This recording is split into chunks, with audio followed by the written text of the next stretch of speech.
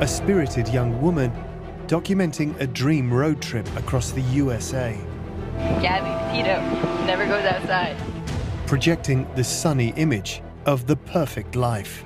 Gabby Petito could have been anybody. She could have been your sister, your friend, yourself. The wellness influencer, followed by thousands on TikTok and YouTube. And the seemingly happy, loving fiancé, always by her side, always positive. So, we are right outside Capitol Reef right now, and we've been lucky so far at all the places we've stayed. When you look at everything that they posted online, this couple were madly in love with each other, but every relationship has got cracks. But we love her very much. We miss her and we want her to come home. A search across America, on the road and online. The Gabby Petito hashtag has gone viral, viewed more than 500 million times on TikTok. What happened to Gabby Petito gripped the world, but was the It started like a dream. Two young lovers, a white van, open roads stretching across America, and a camera capturing every perfect moment. Smiles, sunsets, laughter, the kind of life millions only scroll past on social media. To the world, Gabby Petito and Brian Laundrie looked like they had figured it all out. But behind those carefully framed photos, something was already breaking. Because while Gabby was posting about freedom, adventure, and love, witnesses were calling 911. While her videos showed peace, police body cameras were recording tears. And while the world double-tapped her happiness, no one realized they were watching the final days of her life unfold. Then, suddenly, silence. No posts, no messages, no Gabby. And days later, Brian came home, alone. He had the van. He had her belongings. But Gabby Petito, the girl millions had been watching, had completely vanished. What happened between those picture-perfect moments and the chilling silence that followed would soon grip the entire world. Because this wasn't just a missing person case anymore. It was the beginning of a mystery, hiding in plain sight. The road didn't feel dangerous at first. It felt like freedom. In July 2021, Gabby Petito and Brian Laundrie packed their lives into a white Ford Transit van and drove out into the open highways of America. No fixed destination, no strict schedule, just the promise of adventure. Gabby was 22, bright, expressive, and deeply drawn to creativity. She wasn't just traveling, she was building something. A lifestyle brand, a story, a version of life that felt soft, aesthetic, and free. Brian, quiet and reserved, shared her love for nature. He preferred trails to crowds, silence to noise. Together they seemed like a perfect contrast, her warmth, his calm.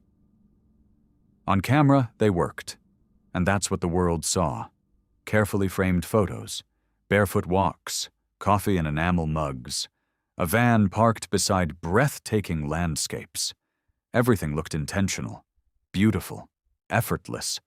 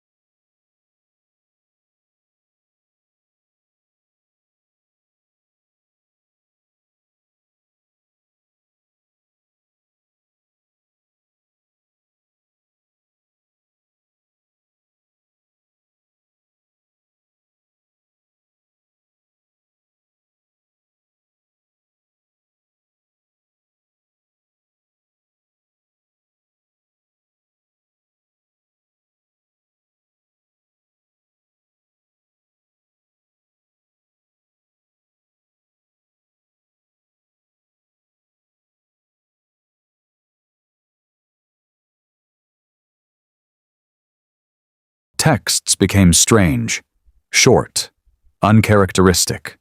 Then, nothing.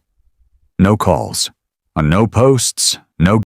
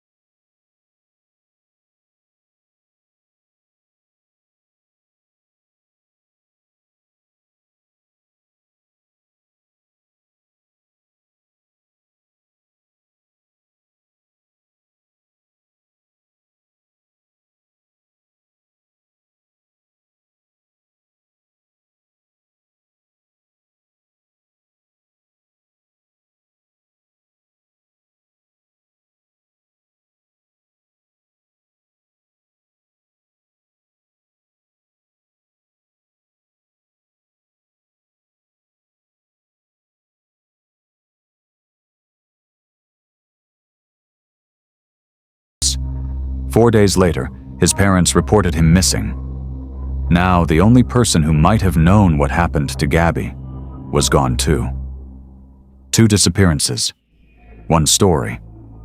And somewhere, hidden in the vast wilderness of Wyoming, the truth was waiting to be found.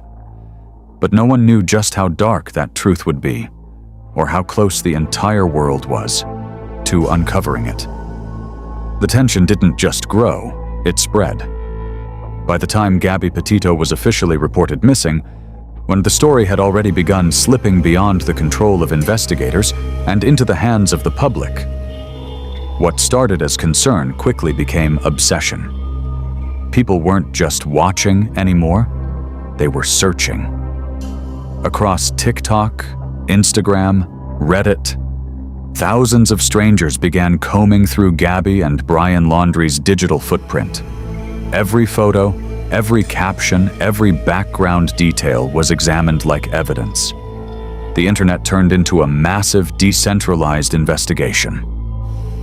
And then, something critical surfaced. A travel vlogger reviewing their own footage from late August realized they had unknowingly captured Gabby's van, parked off a dirt road near Grand Teton National Park.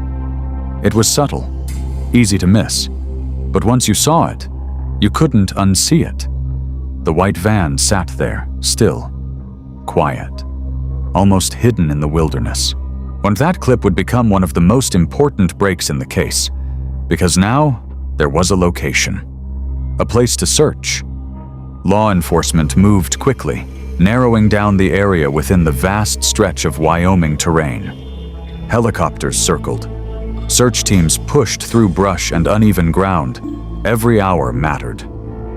And then, on September 19th, they found her, not far from where the van had been spotted, in a remote, open area of the park. The remains of Gabby Petito were discovered. The moment the news broke, everything shifted again. What had been a missing person case, filled with hope, speculation, and unanswered questions, became something final, something irreversible. An autopsy would later confirm what many had already begun to fear. Gabby had been killed. The cause of death: manual strangulation, and along with severe injuries to her head and neck. The timeline narrowed. The questions sharpened. And one name became impossible to ignore: Brian. But Brian wasn't there. He wasn't in Wyoming. He wasn't in Florida. He wasn't anywhere. The man at the center of it all had vanished. What followed was one of the most intense manhunts in recent U.S. history. Authorities focused their search around areas Brian was known to visit, particularly the vast, swampy terrain near his home. One location stood out: Miyaka.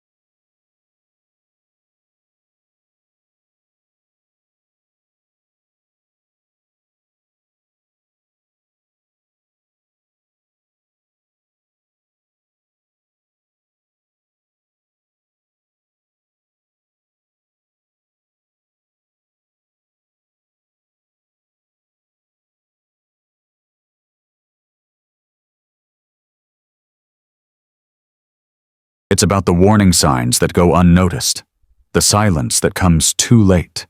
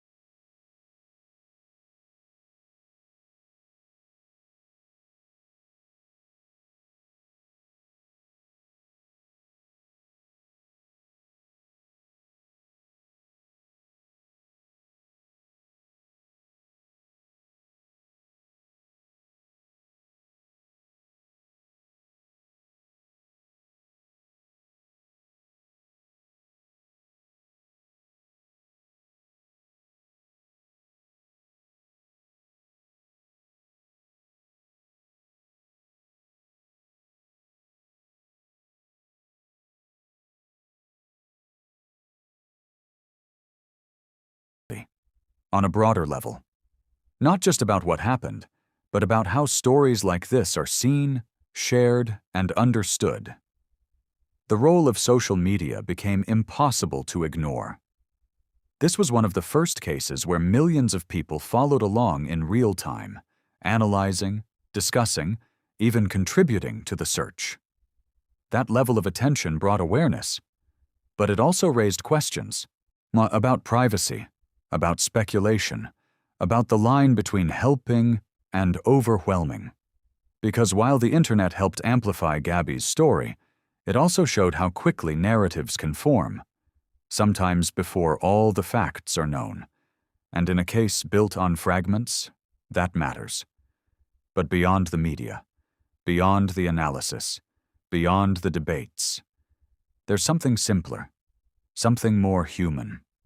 A life was lost, a story was interrupted, and the version of events the world saw was only ever part of the truth. Gabby wasn't just a headline. She was a person who loved deeply, created freely, and believed in something beautiful enough to share with the world. And that's the part that often gets lost in cases like this, the person behind the story. As time passes, cases fade from public attention. New stories take their place. New headlines emerge. But some stories don't fully disappear. They leave something behind. A shift, a reminder, a quiet awareness that stays with people long after the details are forgotten. The story of Gabby Petito is one of those. Not because of how it ended, but because of what it revealed along the way, about perception, about reality, about the space between what we see and what's actually happening. And maybe that's where this story truly ends. Not in a national park, not in a notebook, not in a headline, but in the questions it leaves behind, the ones without clear answers, the ones that stay with you. Because sometimes, the most haunting part of a story isn't what we know. It's what we didn't see, until it was already too late. And that is what makes this one impossible to forget.